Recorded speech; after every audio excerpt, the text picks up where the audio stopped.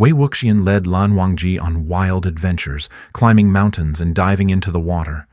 After a few days of this chaotic behavior, the floor of the ancestral hall was worn out from all their kneeling. The small animals in the back mountain breathed a sigh of relief when Yun Shen welcomed the open teaching period once again.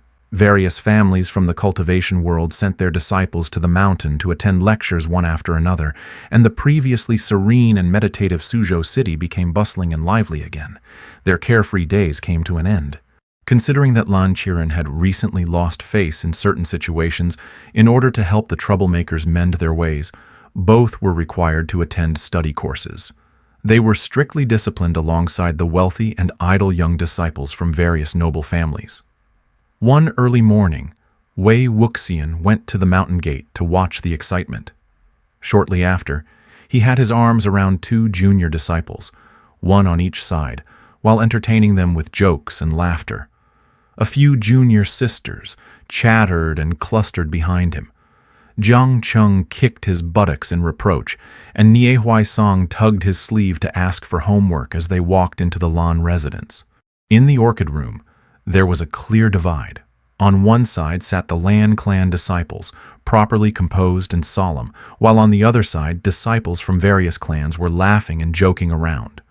As soon as Wei Wuxian stepped through the door, he was startled by Lan Wangji's piercing gaze, and wondered, what's up with the little old-fashioned today?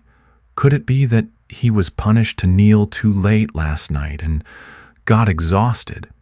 Just as he was about to go over and greet Lan Wangji, he was diverted by a sound from Nie Huaisong's sleeve, which mimicked bird calls. A group of them gathered in a corner, grinning mischievously. Amid their coaxing, Nie Huaisong had no choice but to take out a shiny little golden bird and secretly hand over some curious trinkets, after which they finally let him off the hook. When Lan Qiren entered, Wei Wuxian was leaning beside Jiang Cheng, asking about the situation at home. Hearing two coughs, everyone hurriedly returned to their seats. Wei Wuxian chose a seat next to Jiang Cheng and settled into it. His chest was full and swollen, and he bent over behind the desk, using one finger to push a shiny little golden head back into his robe, whispering, "Don't move. Be good. I'll feed you something delicious later." The little bird chirped. Afraid that Lan Qiren would notice, Wei Wuxian nervously glanced back to observe the situation, only to meet Lan Wangji's gaze. Lan Wangji stared at him without moving, seemingly a bit angry. Wei Wuxian mouthed, "Huh?" and glanced around, noticing an empty seat next to Lan Wangji, as if it had been reserved for him. However, that seat was in the front row, unobstructed, and entirely within Lan Qiren's line of sight. It was obviously bad seat. Wei Wuxian clutched his chest in the front of his robe, pouting, and shook his head slightly at Lan Wangji, indicating that he didn't want to go there. Lan Wangji's expression grew even worse. "Why is the little old-fashioned being so troublesome today? Usually he's always sticking by me during class. Now that we're just apart for a short while, he's already unhappy?" Wei Wuxian stuck out his tongue and mouthed, "Don't be angry. I'll play with you after class." Upon hearing this, Lan Wangji showed no reaction and continued to maintain his cold, stone-like posture, emitting a chilling aura. The cold wind made everyone around him shiver and instinctively shrink their necks. Their gazes wandered and eventually focused on Wei Wuxian. Wei Wuxian shifted uneasily, raising his sleeve to his forehead to shield himself from Lan Wangji's icy aura. At the same time, he made faces at the people beside him, signaling them with his eyes. "What are you looking at? Stop looking and just ignore him." In the midst of this tense atmosphere, the sound of slow and stern footsteps echoed from behind. Wei Wuxian's heart skipped a beat. With each step, the boots took on the floor. He stiffly turned his head a bit more until Lan Wangji stood expressionlessly in front of him. "Ha! Lan Zhan, you came to class too. What a coincidence." Before Wei Wuxian could finish speaking, in front of everyone's eyes, a tremendously strong hand lifted him off the ground.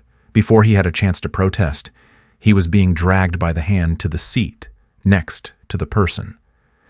After they sat down, Lan Wangji solemnly said, "Lan family seats are over here." "Oh." Wei Wuxian scratched his head, realizing that the little old-fashioned cared about this. Since his status was already considered as part of the Lan family, it would be inappropriate for him to sit in the Yunmeng Jiang clan's section. Lan Qiren tugged at his beard and cast a half-hearted glance at Lan Wangji, but the latter remained unfazed and calmly looked straight ahead, unaffected. Wei Wuxian wore a troubled expression, feeling that the upcoming class would be even more difficult to endure. Old man Lan would love nothing more than to send me back to the Jiang family, and sitting in this seat, I'm sure he finds it an eyesore. But Lan Zhan, ever the rule-abider, doesn't even pay attention to his elders' disapproving looks and insists on dragging me over. As expected, by the end of the morning lesson, Wei Wuxian was so drowsy he could barely stay awake. Since he couldn't slack off with the other playboys, the restless Wei Wuxian seized the moment when Lan Qiren turned his back and tossed a few small paper balls at Lan Wangji. They had done these tricks many times in previous classes, so they were quite adept at it. No matter what Wei Wuxian wrote on the paper balls, Lan Wangji invariably responded with the same characters. Concentrate on class. Despite the monotonous and dull replies, Wei Wuxian was never deterred from persistently teasing his own husband. He filled another paper ball densely with small characters and threw it over. The two of them sat in the front row, and all these small actions were visible to everyone. Whenever Lan Qiren turned his head, some gossip would come to an abrupt halt. Brother Wei is really bold. He's only been married here for half a month, and he already dares to openly disrupt the class in front of Lan Wangji and keep teasing him.